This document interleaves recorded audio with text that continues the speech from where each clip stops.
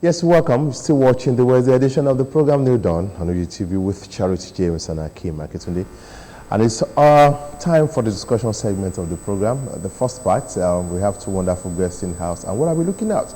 Don't forget that, there have been so many talks in the past that it is not until we have these multinational companies or big industrial people before any nation can move forward. That's the future of any nation economically is to actually create the enabling environment that will allow small-scale businesses to thrive.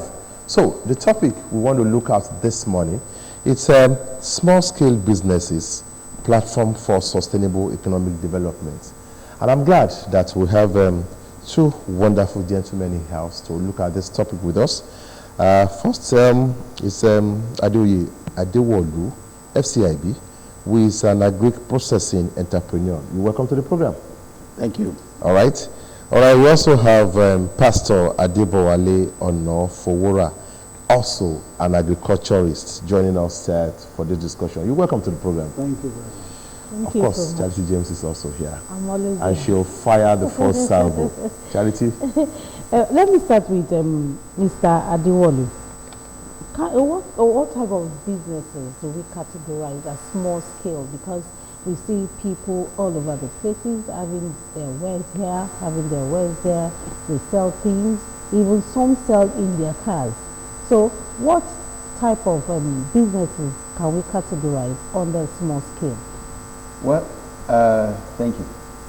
Small scale enterprise can either be described as micro, small, medium. It depends on the number of people that are in your employment. From 1 to 9, they say that one is micro, and then above that up to I think 40 or thereabouts, that is a small scale medium. And it's usually a small enterprise that is running, providing for the family or providing for a small community. It's just, can be described that way. Okay, Mr. Onofowora, to you, do you think we run the small scale business in Nigeria, or we are just doing our thing the way we want? Yes, I think we do. Let me even say, maybe most of the businesses in Nigeria can be said to be small scale. We don't have mega businesses around. More than 90% of our businesses are in the small scale category. You understand? A lot of individuals, most of us employ ourselves, and that's the basic definition of a small scale business. And then you grow from there. We can't really say we have transgenerational businesses, especially in this our client. So we are in the small space environment per se. Yes, we are. Okay. Yeah. All right. Let me, Mr. Adewolu, do we have the enabling environment for small scale businesses to thrive in Nigeria? Or what are the enabling environments we need for small scale? You are laughing. Yes. Because you have I'm laughing. Because every nation strives after development. There are different approaches. But it has been recognized worldwide now that for any growing economy, you need to pay attention to the small scale enterprises. Now, for those small enterprises to survive, to flourish, they need an environment that is conducive. For example, issue of power is a major minus. It's not there. Roads, we are still lacking behind. Even the quality of human resources is not there. So those are the things that the government will need to wake up and do, because that's the only way you can reduce poverty in this land. It's just basic. You don't have any way to it. I can give you an example. Prior to now, maybe I have 11, 15 staff working with me. But as of today, have been just 2 left. Why? Because power is a major issue. The environment is hostile. Policy somersault. All those things need to put in place and be avoided for us to move as a nation. It's wonderful the government has recognized this, but we are never short of idea. But it is the implementation of those ideas that is lacking. But my prayer is that even if it's just one, let's get power. If there is power today, I can tell you for a fact that things will take a different shape, and the kind of number of unemployed youths that we have on the roads, drastically they will thin out, because most of these small enterprises will take 10, somebody will take 15, somebody will take 20, another person will take, and that way you just discover that unemployment will just drop. It won't be that people that are looking for job but they can't find. Pastor Onofowora, let's look at, you are an agriculturalist also. Let's look at what you specialize on, and of course looking at the kind of enabling environments you think government should put in place, our stakeholders should put in place. Apart from the usual fertilizers, which I know that you guys even struggle to. Why am I making you guys laugh? All right, so what has been your experience? Okay, thank you very much. Let me say that the biggest challenge is a regulated market. That's the biggest challenge of the industry. If we compare with other clients to our client, what government does is to make sure there is a regulated market. You know, if the market is regulated, you will not mind going to produce. Personally, I tell people, money is not the biggest challenge of entrepreneurs. I can sell my car, I can sell my property to produce, if I know I will sell at the market price when my product are ready. But the challenge here is this: you spend so much money to produce, at the end of the day you don't have where to sell to. Poultry farmers are crying.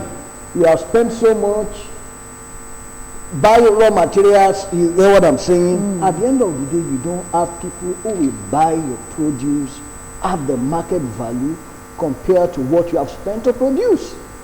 You understand? I remember those days, is it the cocoa board that Awolowo formed? Marketing board. All cocoa farmers knows once our produce are ready, they will take it at a particular amount.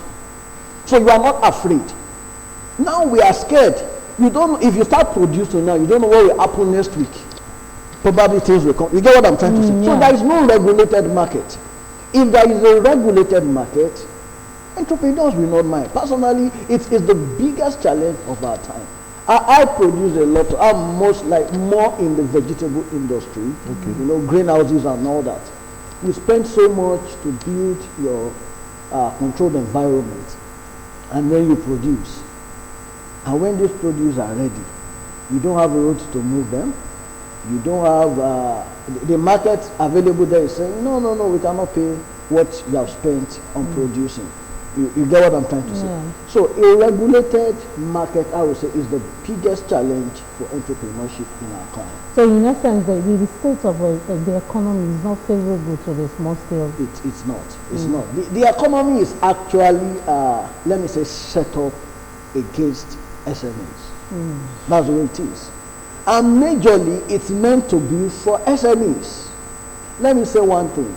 One of the big plus for our country is our problem. SMEs or businesses thrive on problem solving. We have so much of it, so a lot of opportunity. Every problem is an opportunity to make money. Every problem is an opportunity for a business. But the key is, when you tap into this opportunity, at the end of the day, how do you get it to the mainstream? That's where the problem comes. So government has a part to play at a particular level. I think at the regulation level, you get what I'm saying? Yeah. But government is not doing that. So there's nothing you can do. Look at what Mr. Adewolu said. No power. If you know how much you spend to power your establishment, you'll be amazed. It's huge. And at the end of the day, you have spent this much. Which market are you taking the product, the produce to? We now buy maize at almost 200 naira. 2010, 10 years ago, we were buying maize at about 10 naira per kg. A crate of egg in 2010 was around 800 naira. 2020, we now buy maize at around 175, 180. A crate of egg is 1,000. Can you imagine? Let me imagine the disparity in cost of raw material. Now compare it to how much the market is willing to pay for it. So it's just unbelievable. It's unbelievable. In other climes, government gives subsidy to farmers. They buy up this produce at an amount that will be beneficial, yes, to the farmers, and then redistribute it into the economy. But that's not what is playing out here. So that has been one of the biggest challenges for entrepreneurs or SMEs, I would say. Okay, Mr. Adewale, let's continue looking at the challenges so that we'll provide solutions to it. Looking at these challenges, don't you think a tax collection to the way tax are being collected on some of these small-scale businesses is hampering on the growth? Yes, because we have too many people wanting to collect revenue. For example, the local government will come, pay. The state government will come, pay. The federal government will come, pay. You are moving your consignment from one location to another, roadblock. So many issues. But the thing is, we just need to just sit down and do things differently. One of the major factors that is affecting us as a nation is the issue of integrity. People have lost out in that respect because of poverty. That's my take. I used to work in a structured environment. Your take home can take care of you. But when I move to the streets, it's a different ball game, man. It's quite different. It's quite different because people are just looking for money to survive. So, and in that environment, it's dog eat dog. They don't want to know whether you want to survive. They are looking for a way to just take as much from you as they can, and that's a major. So one thing that we can do, the regulators or what? Not the regulator. Everybody. I'm talking about everybody, even now, the staff. even the staff, everybody now. Government wants to take yank off you, staff want to take what does not belong to them as if you are a Father Christmas, which is not the case. Somebody is bringing his own fund from somewhere, you need to protect this fund, but all of a sudden you just discover that the money will thin out and that will be it. Like my pastor said some few minutes ago, he was talking about the issue of regulated market. It's an issue, and sometimes I feel sad that things are turning out this way, but we just need to find a way to reduce poverty. If we are able to reduce poverty, people are paid living wages, you will discover that some of these issues will disappear. At the end of the day, you now discover that some of those money collected, they don't actually go to the government. So, another issue. And why? Because survivor. Somebody that has 4 children at home, wife, and is taking 30,000 naira. In this day, it can't work. So we just need to just find a way to solve this problem. It's a major challenge, and I pray that private government should just begin to look at some enterprises that they can pump money to, that can absorb a lot of people. That's the way it can work.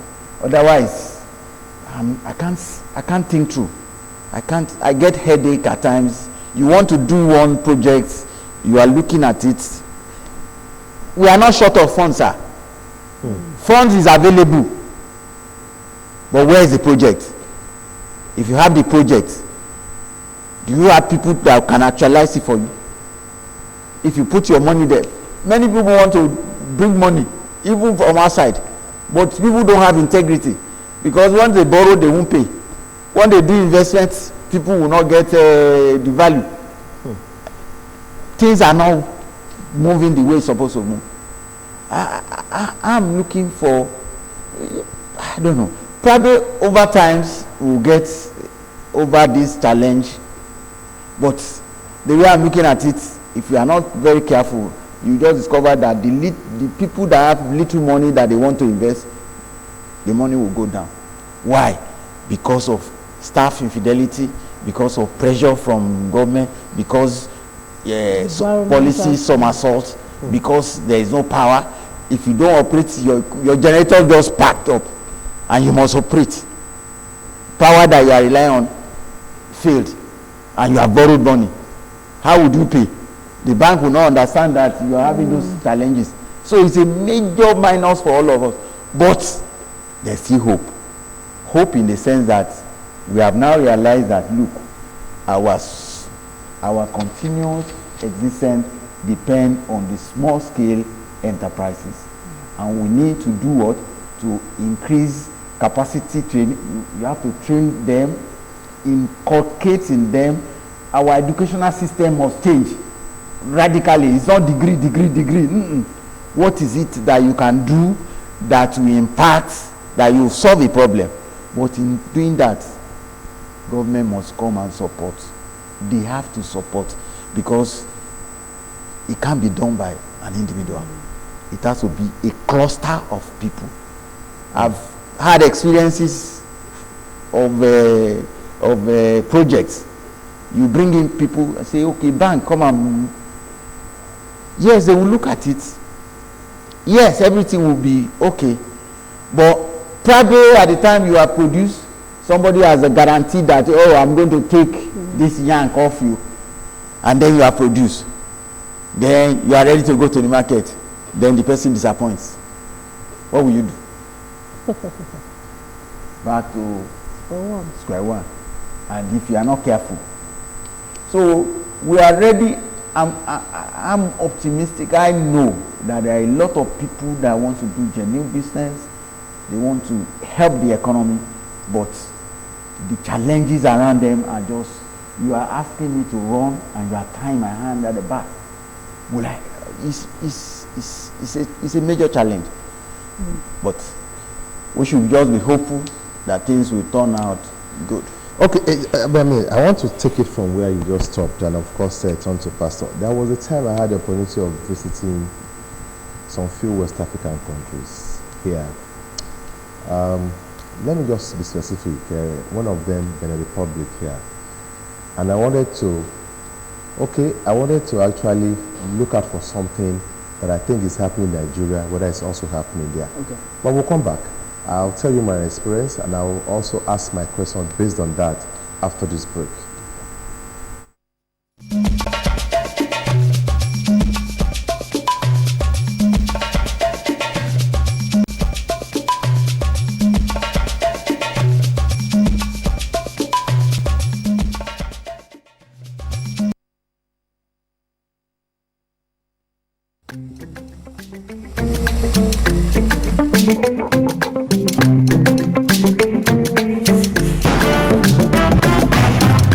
My tailor don't be your mate. He don't dey for your grade. If he knock you agbada, you tell him go dey hell. Anytime I want to celebrate, he go so the cloth he no dey late. He dey sweet me like a chocolate. My tailor no dey disappoint. Tailor we go Harvard University. You don't go to jump like a baka if you sing my tailor. Make that switch today and enjoy all calls at 11 kobo per second. Free data on every recharge and double data for 3 months on the network with the widest 4G coverage. Okay, my tailor. Airtel, the smartphone network.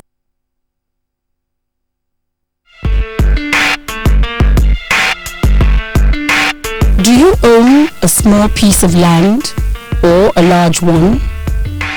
If yes, then get started by growing vegetables, fruits, anything that you can cultivate, harvest, and possibly make money from. We all need to get back to the farm, small scale, mechanized, you name it. Farming, the preferred way to go, taking full advantage of this endowment.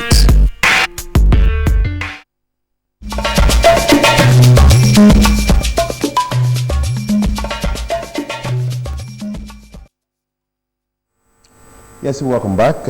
Still discussing small-scale businesses, platform for sustainable economic development, and we have two guests in the house. We have been looking at the challenges and the way forward.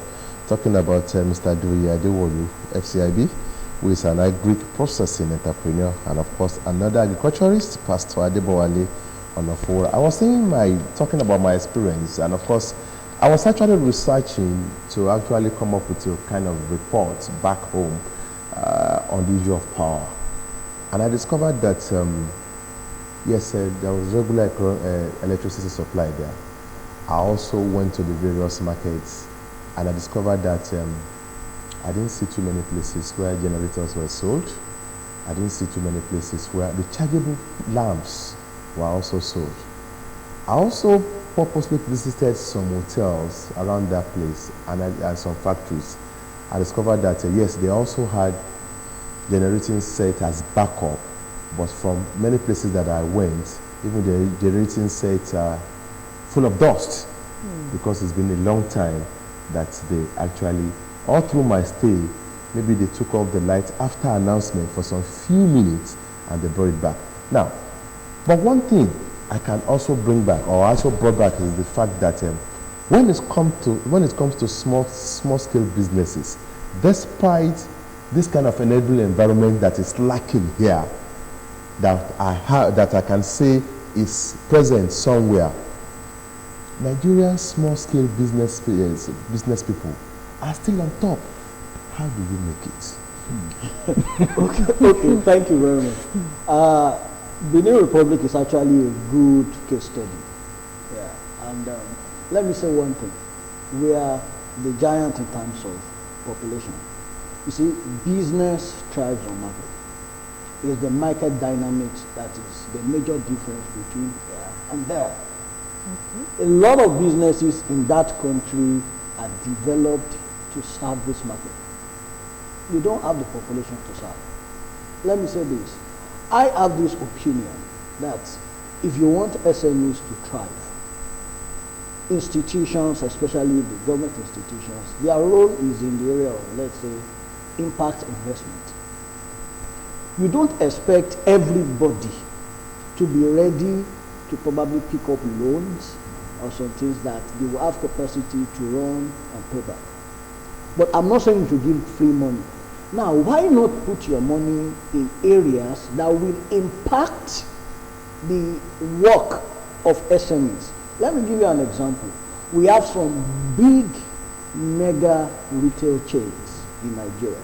I don't want to mention their names. If you go on their shelves, you'll be shocked that our local products are not 10%. And many of those businesses are funded by some government influence from various countries that they came from. Why don't we have our own government institution put money in enterprise that have capacity to pick from SMEs, and then you dictate? I had a story of some set of people investing in a particular company to control policies in that company. Do you get what I'm trying to say? Now, imagine our government have a big stake in some of these big chains, and we say 30 to 40% of your shelf must be made in Nigerian products. You will be amazed at the ripple effect. That's what they are doing in Benin Republic. They make the environment conducive for their people to produce cheap and then ship to us. Why is it that it's cheaper to buy imported chicken than locally made chicken? Forget about the fact that they inject it with whatever. It's to make it stay longer. The fact is they produce cheaper in these countries than we do here. And the reason for this is because of the enabled environment. They don't have to buy generator sets. They don't have to spend on fuel. You get what I'm trying to say? They don't have to buy their own water by digging their own borehole and all that. So it's very cheap to produce. All the government does, and all you need is to now spend money to export it. Look for the market. Now, in Nigeria, we have the market, but it's expensive to produce. Ogun State is an Nigerian state. I read a research work by one of the big men in Nigeria.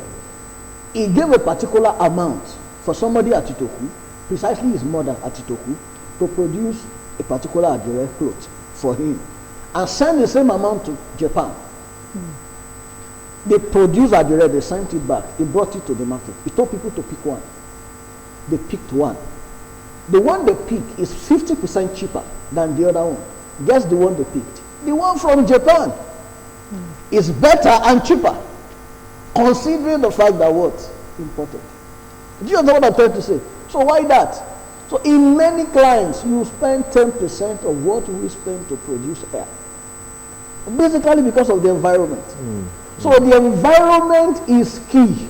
And if we have it. And for now it's hostile. It's hostile. So that's the problem. Nigeria has a lot of opportunities. I love problems.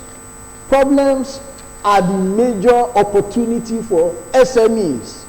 We are here to solve problems. You ban bike in the, what do you call it, in the state, somebody sit down and think, okay, how can I solve this problem? Sometimes in one of the states in Nigeria, people discover that people move from a particular end to another end. And then somebody built an app.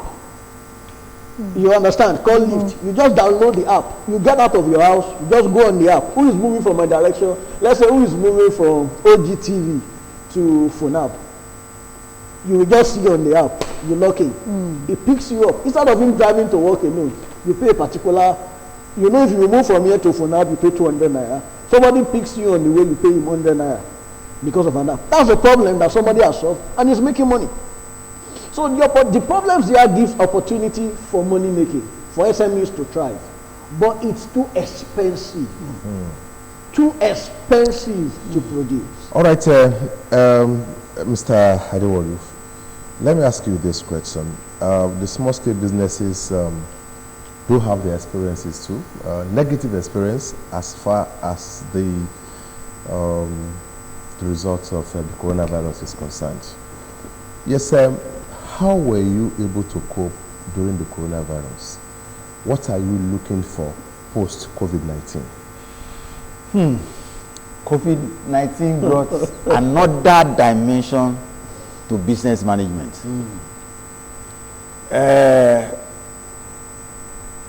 We are very lucky in the sense that, and to God be the glory, during that period,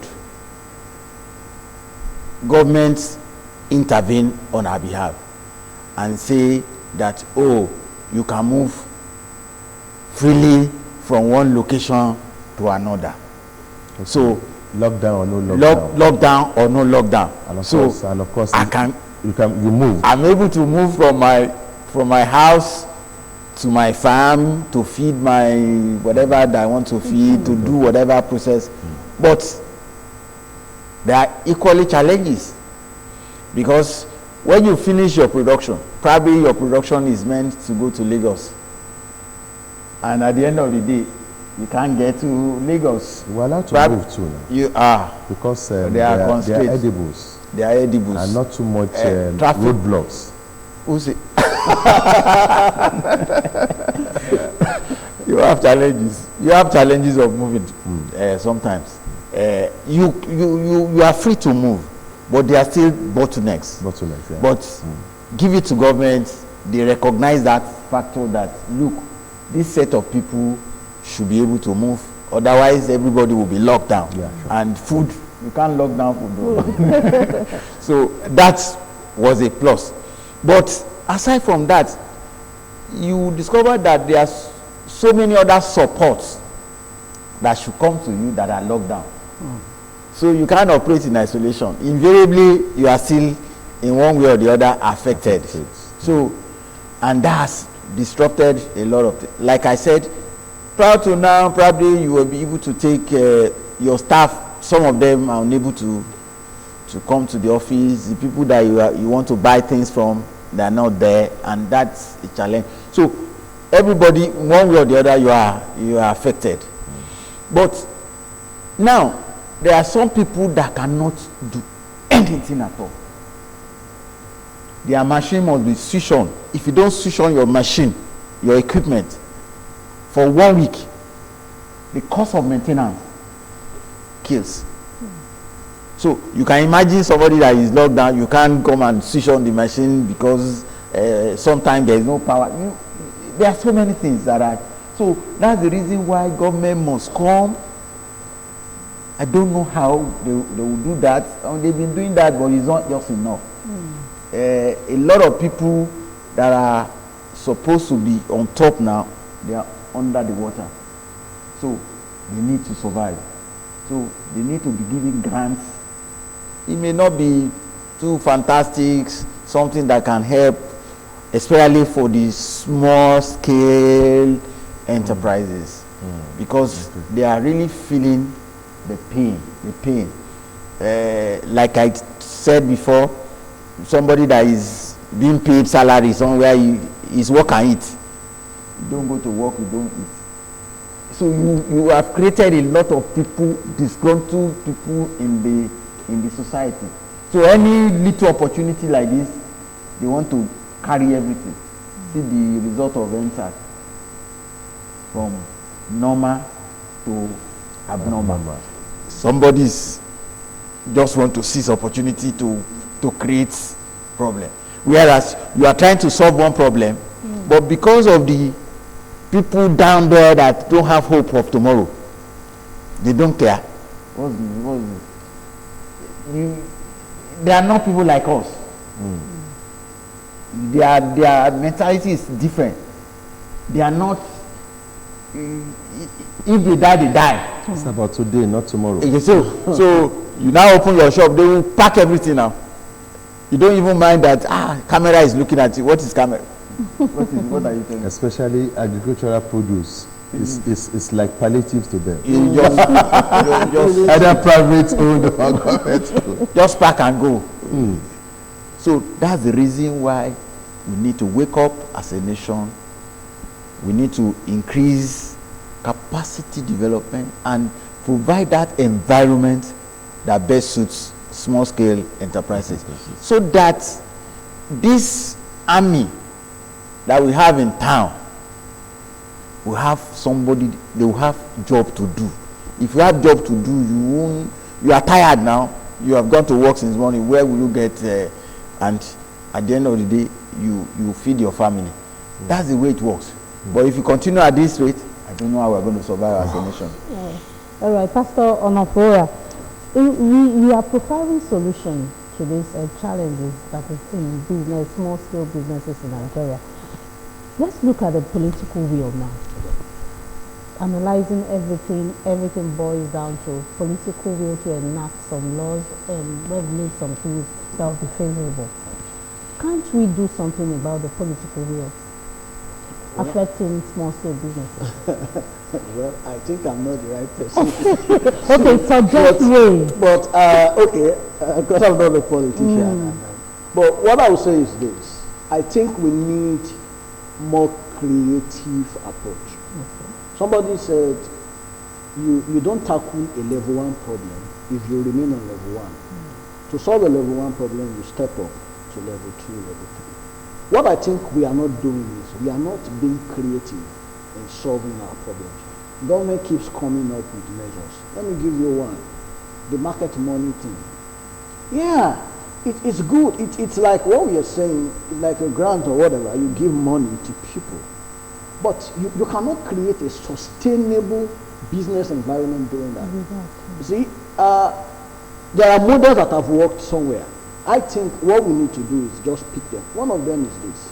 Look at businesses that have thrived on their own without support. Without any government support, they have thrived. They are employing 10 people. Pick them with sincerity. how can I help this business to thrive more? If this business thrives more, it will employ 20. This business has employed 100. If we help this business to thrive more, it will employ 200. Do we have database of businesses? I think, let alone picking from the those. truth is yes and no. We do. We can actually get anything we want. In one day, I can pick up an ATM. I open an account today and pick up an ATM. If we want to do it, we can. Okay. So that's why I say political will is left for the politicians. If we want to do it, we can. But I think we should just be creative in the approach we are giving to some of these things.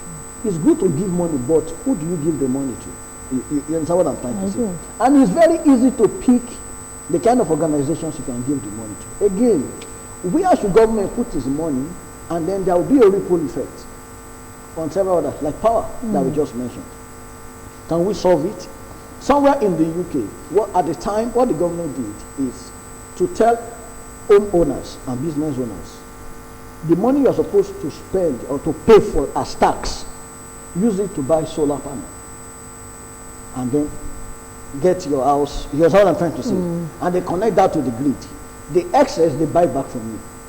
So for the next 5 years, you are not paying tax, but what we expect you to pay, you are using it to create electricity for yourself.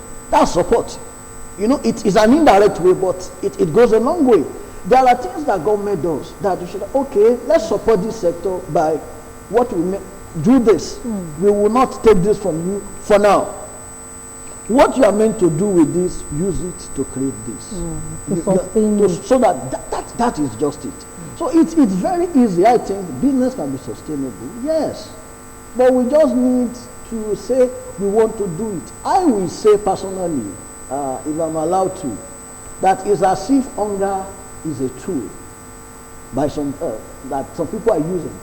Somebody said the first rule to put anything in your head is to have food in your stomach. So now if you, by default, make the environment unsustainable, then people will keep coming to you. You get what I'm trying to say? But let's empower them. And how do you empower? It's not just by, okay, let's give this one this. Let's create opportunities. What they need. One thing I would say, in a state like before now, some years back, it's difficult to move around Abeokuta. Let me just pick Abeokuta as our operating environment now. But now, because of the infrastructures, especially the road network, you can just, from here now, I'm going to Zoom. I'm no longer afraid that I will spend so hours in the hold up. You get what I'm trying to say? Little things like that are big opportunities for business to thrive.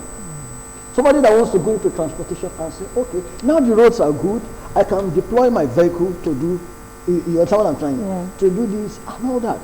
So please, I would say if it's possible for government, yes, I know they have the will, but it will affect us more if they do things creatively.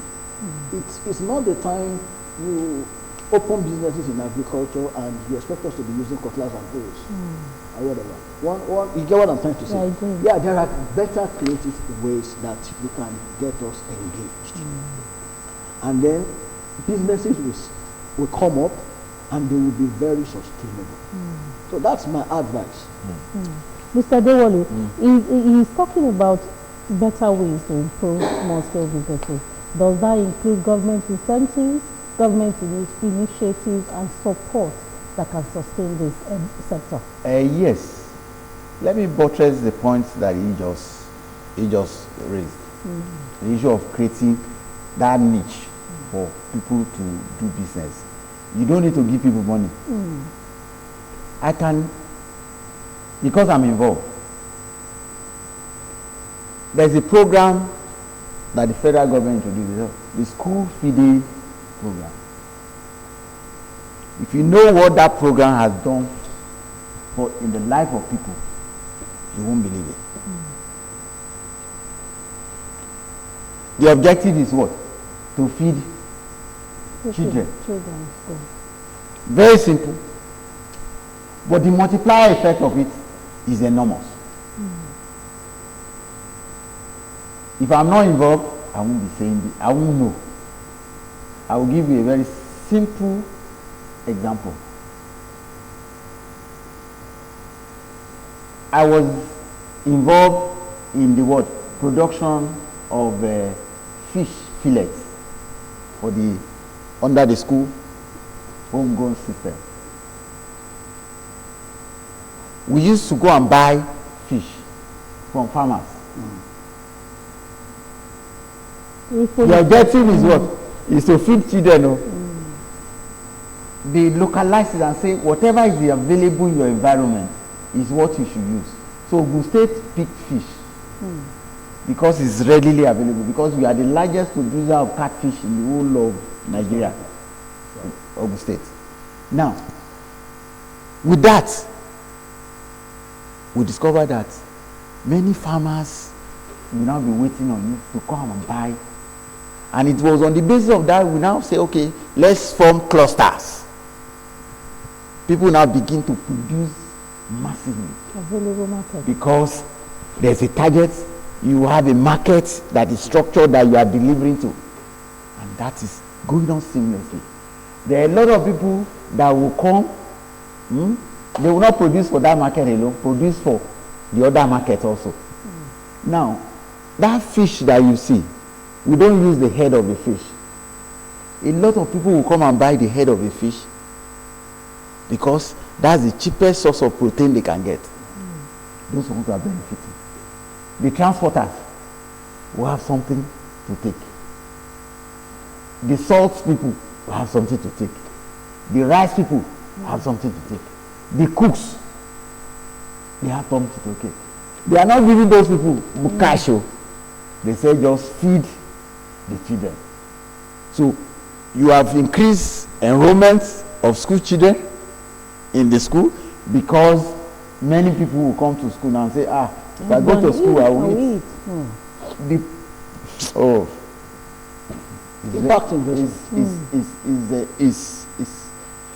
Sometimes I want to weep. Parents will tell their children, go to school, go and eat. And then, so that you come and use your medicine. Is that bad? So, you cannot imagine if that is continuous and they feed only from primary 3 to primary 1. If that can be enlarged, you see the impact. The vegetable farmers, they will sell. They have a market to take it to. They don't have to wait. They will increase production. I used to tell, we even structure so many things. Rather than going to banks, individual will come and say, look, maybe it's feed that you need. I will supply you feed. You pay later. And you pay later because you have a market that you are supplying to. And a lot of people will be engaged. That's the kind of intervention that we require. It's not direct giving of cash. Or for Ogun State now, you can imagine if the governor comes online, but I hope civil servant will not come and demand for cloth allowance and say, every Friday, everybody in Ogun State must wear adire. Hello. On Friday, every civil servant in Ogun State must wear adire. That's the policy. Oh, is it a policy? Yeah. Oh, is it a policy? Yeah. You will see the impact of that because already the market is waiting. People will now begin to get job to do. Okay, as we're adding off, let me ask this question. We have the National Board of Technology Incubation, and we have technology incubation centers in various parts of Nigeria. In Ogun State, I think we have in Abeokuta, Ojogbolu, and Owode-Yewa. Now, for small-scale businesses to thrive, what has been the place of these technological incubators in making small-scale businesses thrive? Okay, to be sincere, I've benefited from the Technology Incubation Center, and I would say it's one of the things the government got right, though the challenges are also enormous. You know, I remember that year I conceived this idea of processing moringa, and I spoke with a mentor, and he told me what I will need to build a factory. Humongous. Then he just told me, but there's somewhere you can go to. You won't need to build a factory, they give you a space. You won't need to pay for electricity. You won't need to pay for water.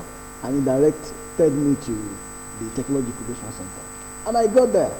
And I used that platform to get started. Even though some things are not in place, which every organization has its challenges, and I believe they can improve on that.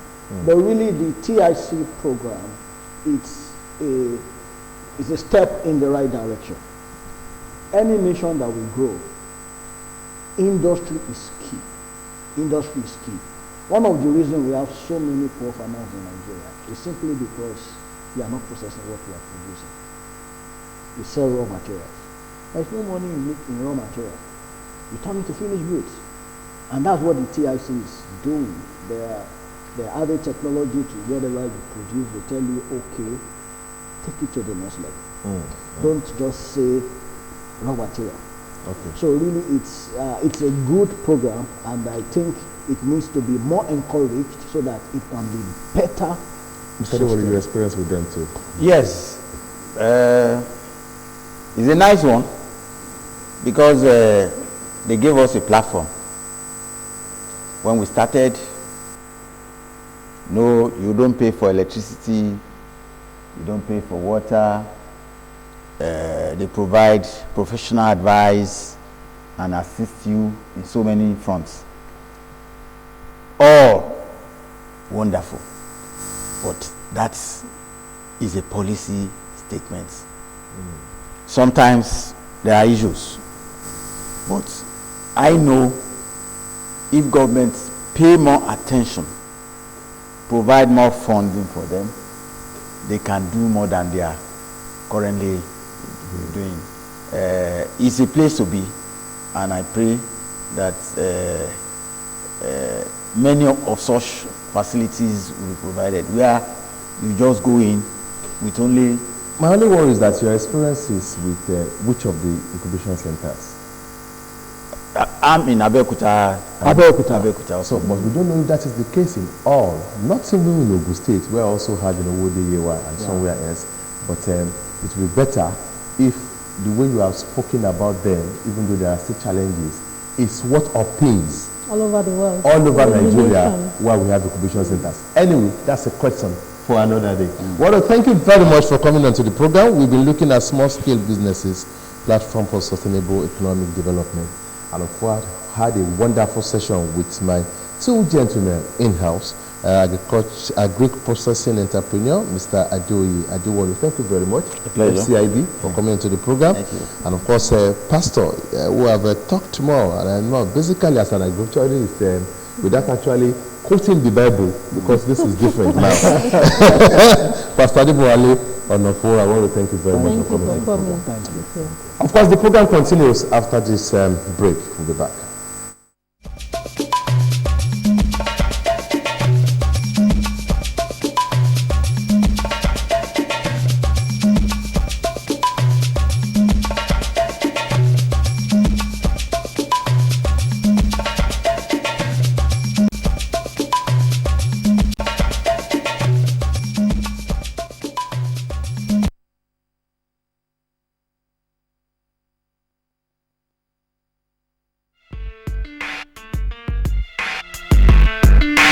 Do you own a small piece of land or a large one? If yes, then get started by growing vegetables, fruits, anything that you can cultivate, harvest, and possibly make money from. We all need to get back to the farm, small scale, mechanized, you name it. Farming, the preferred way to go. Taking full advantage of this endowment.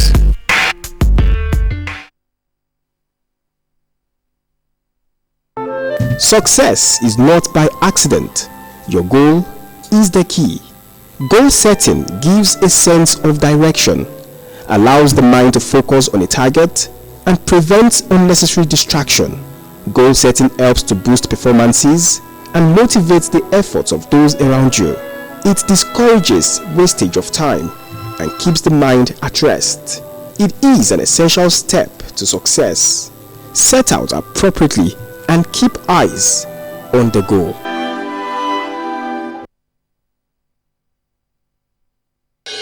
Fellow Nigerians, do you know that constituency projects are actually your projects? Do you know that constituency projects are funded by the federal government? Do you know that you can track release of constituency project funds for projects located in your constituency and follow up to know how they have been executed?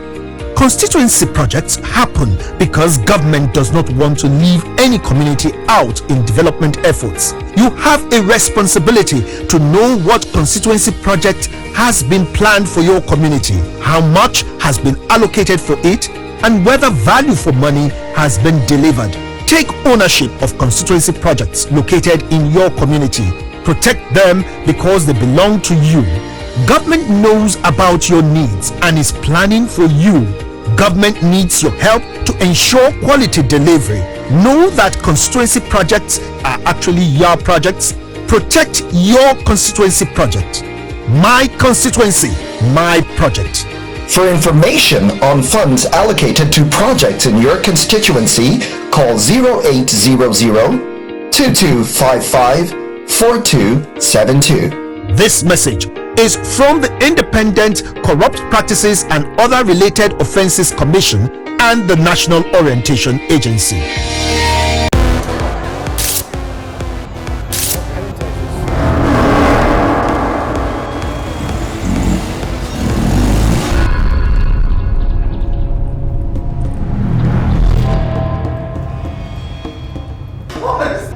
I ran.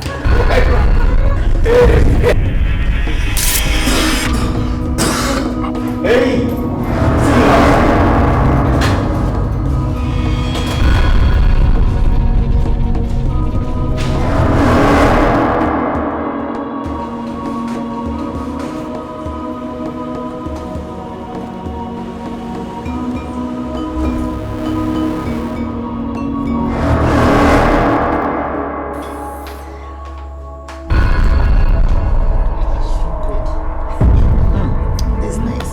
In this time of the coronavirus pandemic, your actions may put other lives in danger, including those you love.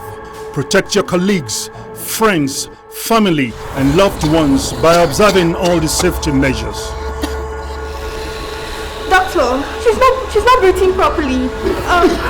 Okay, we'll bring her immediately. Wash your hands regularly with soap. Practice physical distancing. And always wear a face mask when going out. The future of your family, community, and country is in your hands. Play your part.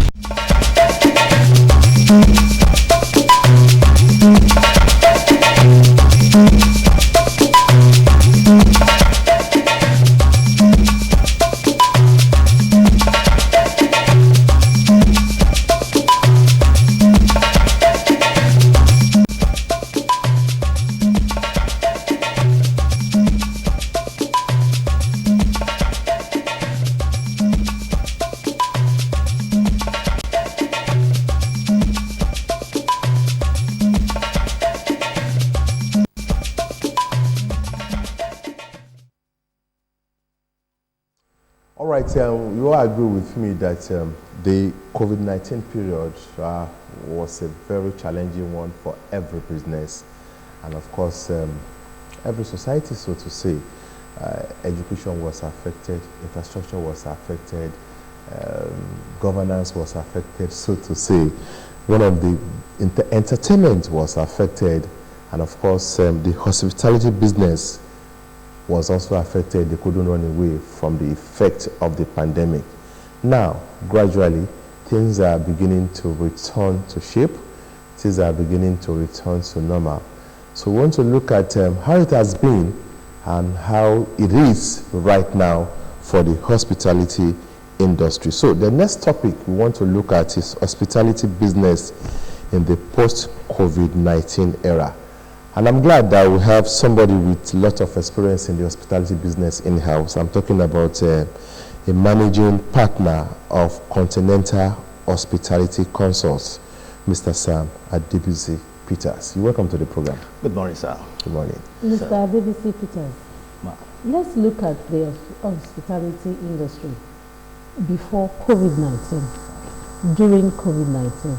Now there's a release of people to go out and do their normal businesses. Let's compare these three phases. Firstly, let me quickly say good morning, Nigerians. Good morning, good people of our great state. And coming back to your question, hospitality, as it were, is such a very noble profession. And looking at what we stand to offer as an hospitality or as a person in hospitality industry, before COVID-19 is such a very unusual place where people comes for comfort, where service are being rendered, and where pleasure are being derived. And it was just like that all over the world. But when COVID came, the whole system changed.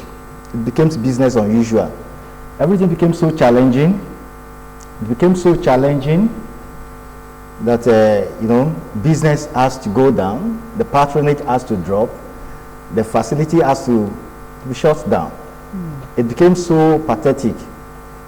And when we look at it, during that time, a lot actually happened.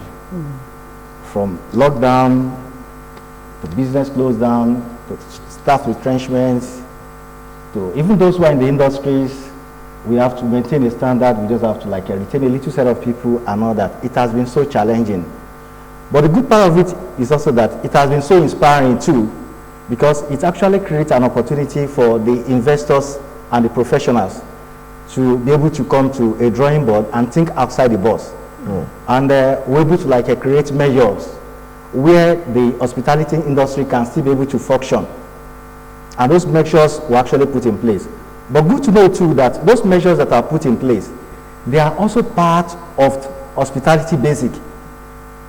Okay, fine, what are the safety measures? Fine, you have to, before you come in, you have to use a nose mask, you have to use hand gloves, you have to wash your hand, we have to install a lot of sanitizers, a lot of sanitizing machines, a lot of other equipment. We have to fumigate our rooms and all that. These are basic hospitality standard operations that needs to be put in place, which we've been doing before now. It's just that before pandemic, it was not too